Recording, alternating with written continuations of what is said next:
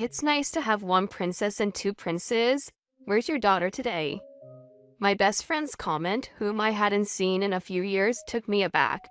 My husband and I just have one son. What are you talking about? We only have Tom. She looked puzzled.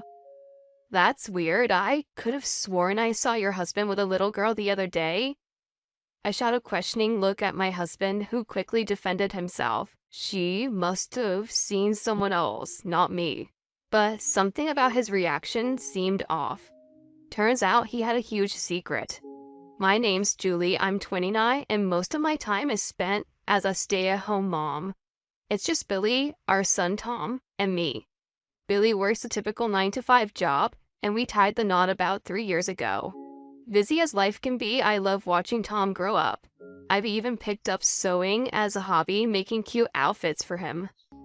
We're blessed with a supportive group of family and friends. For the most part, life had been predictable. However, doubts about Billy started creeping in, casting shadows on our happiness. We met in college and became close at a club gathering where I'd had a bit too much to drink, and he took care of me. I felt bad for putting him in that spot, but when I tried to apologize, he brushed it off with a kind smile. His caring nature drew me in, and not long after, we became a couple. From college to the working world, our relationship was strong and steady. He eventually popped the question, and we happily said our I do's. Before we married, he expressed his wish for me to be a stay-at-home mom. I grew up pretty lonely with both parents working. I don't want that for our kid. I was on board, so I left my job and embraced homemaking. Our first year as a married couple went by without a hitch, and friends even said they envied our bond. Things changed when he got a new position at work surrounded by the company's top performers.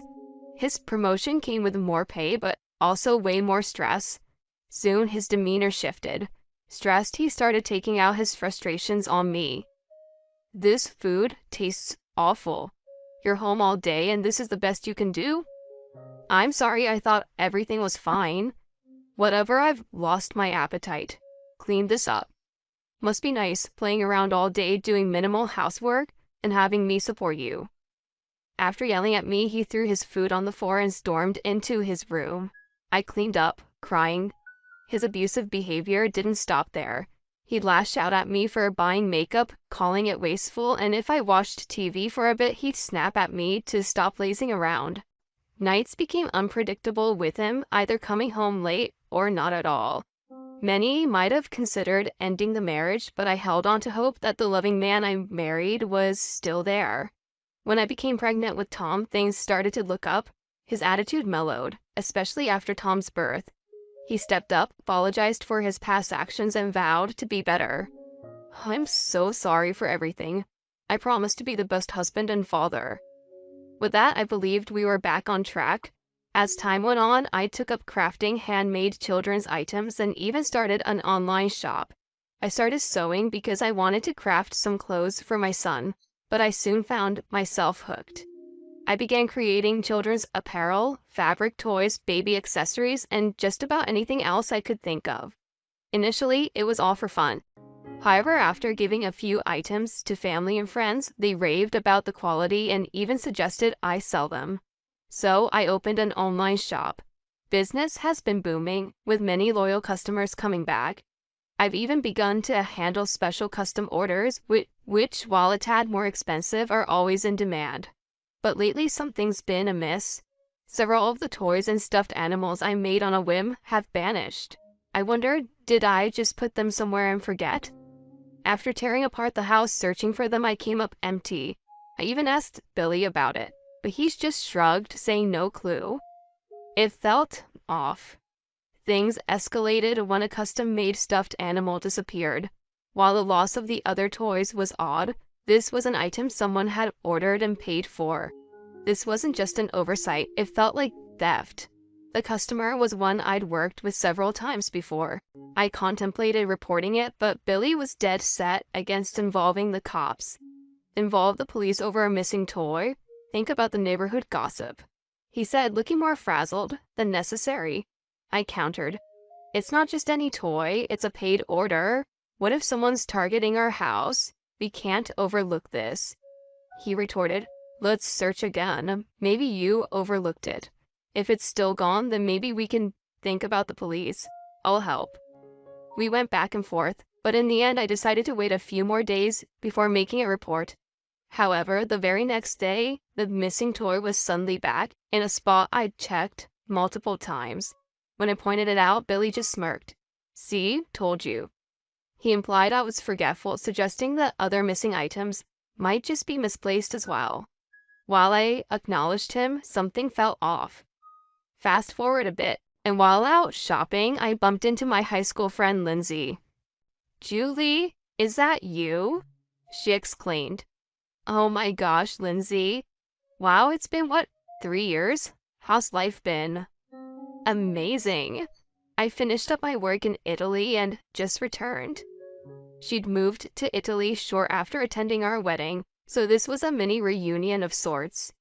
As we chatted, Tom grew restless. I was about to wrap up when she threw me for a loop. Where's your daughter today?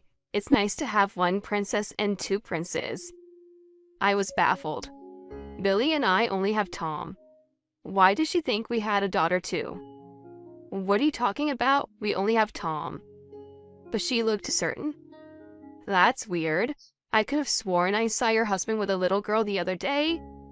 According to her, she'd been back for a week, and while preparing for her new life alone, she saw Billy at a supermarket holding a 1-year-old girl. She greeted him, but he just walked away without responding. She figured he hadn't heard her and thought she'd greet him next time. That's why she assumed we first had a daughter, then a son. I shot Billy a look, but he just turned away looking uneasy.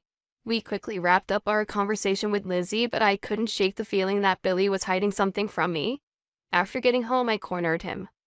All right, what's the deal? No one in our families has a 1-year-old girl. Are you messing around behind my back? He looked genuinely frightened by my questions, but he firmly denied everything. I have no idea what you're talking about. Lizzie must have confused me with someone else. Tom's our only kid. His evasiveness was written all over his face, but I knew pushing him wouldn't lead to a confession. I decided to pretend to believe him and apologized with a remorseful look. You're right. He never hurt Tom or me. People do have doppelgangers after all. I just jumped to conclusions after what Lindsay said. I'm sorry. Looking relieved, he said, it's okay. Anybody would have been rattled by that kind of comment. But can we move on? I'm starving. Is dinner ready? Yeah, I'll get started. I've got your favorite steak ready to go. On the outside, things seemed resolved. He likely thought he had thrown me off the scent, but I wasn't about to drop it. I was determined to uncover the truth. I hired a private eye to tail him. I played it cool, making it seem like everything was normal between us. Initially, he seemed a bit suspicious, but eventually he let his guard down, completely unaware of my moves behind the scenes. A month later, the PI delivered his findings. As I had feared, Billy was cheating. The evidence pointed to a colleague of his, named Erica. They'd been seeing each other for about 2 years, which coincided with when his behavior at home started to change. The twist was, Erica believed she was the main woman in his life, and thought they were married. Photos of her showed a young girl, probably her daughter. In one of the pics, the little girl was holding one of my handmade items that had mysteriously disappeared. Billy had likely swiped it and given it to them. I was livid. As part of the surveillance, I learned they'd all be at a department store event on a day Billy told me he'd be on a business trip. I left Tom with my folks and staked out the location. Before long, there they were, Billy, Erica, and the little girl acting like a picture-perfect family. I walked up and said, looks like a fun day out. Mind if I join? Erica looked puzzled, but Billy went ghost white. What are you doing here? He stammered. Erica, taken aback by his reaction, queried, who are you? Keeping my cool, I answered, I'm Julie, and Billy, the man you're with, is my husband. She gasped, your husband? Clearly shaken, we agreed to continue our conversation at my place. Once there, we compared notes. I showed her our wedding photos and marriage certificate. Faced with the undeniable evidence, she went pale. Billy, for his part, couldn't even meet our eyes. After everything came to light, Erica shared that she started seeing Billy around 2 years ago. When she became pregnant, she proposed marriage. They completed the marriage forms and she trusted him to turn them into City Hall. Turns out he never did, so they weren't technically married. As for the handmade items, I recognized Billy had given those to her as gifts. Finally, Billy, looking defeated, fessed up. The stress from work got to me. I planned to end things with Erica, but then she got pregnant. We work at the same place, so walking away wasn't simple. That's why I lied about us being married. He was clearly shaken, but I couldn't muster any sympathy. My anger flared, and I could see Erica felt similarly. She shot Billy an icy look, then turned to me. "I'm really sorry. I had no clue about any of this. It's one thing to cheat, but to have a child." She said she'd compensate me for the ordeal. I saw her genuine remorse and figured she was another victim in all of this. I reassured her. "You don't have to apologize. I'm sorry my husband put you through this. Take some time for yourself and we can figure things out later." As her daughter grew restless, Erica took her leave, apologizing profusely. I confronted Billy next. "We're getting a divorce. I thought you were a decent guy, but then you pulled this? Get ready to pay alimony and child support." Terrified, he dropped to his knees, pleading. "I didn't plan on having a kid with her. I only found out about the pregnancy when it was too late. I love you and Tom. I promise I won't see her again." "Don't see her again? Pat's your child. You need to step up," he desperately suggested. "We could leave everything behind, move somewhere else with Tom.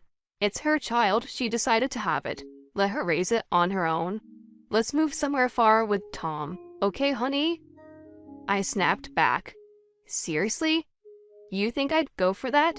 You're unbelievable. We're so over. Just stay away from Tom and me, you pathetic loser." He started crying, and all I could do was shake my head. A few months down the line, after navigating the legal maze, the divorce was finalized. Of course, I got custody of Tom, and Billy was on the hook for alimony and child support. Erica also pursued him for child support and damages. While she wanted to compensate me, I refused. She was in the same boat as a single mom. Though it all, Erica and I supported each other. I moved back with my parents, who were livid with Billy, but super helpful with Tom. I managed to land a job not long after. A few days post-divorce, I got a call from Billy's parents apologizing for everything. They filled me in on how he was doing, and it wasn't pretty. After Erica quit and spilled all the beans, Billy got a demotion at work. Now he's dealing with judgment from coworkers while juggling payments to both of us. His parents are ensuring he keeps up with his financial commitments. They're genuinely kind-hearted. And even with a busy job, I continue to make clothes for Tom. There'll be hurdles along the way, but I'm committed to doing my best for my son.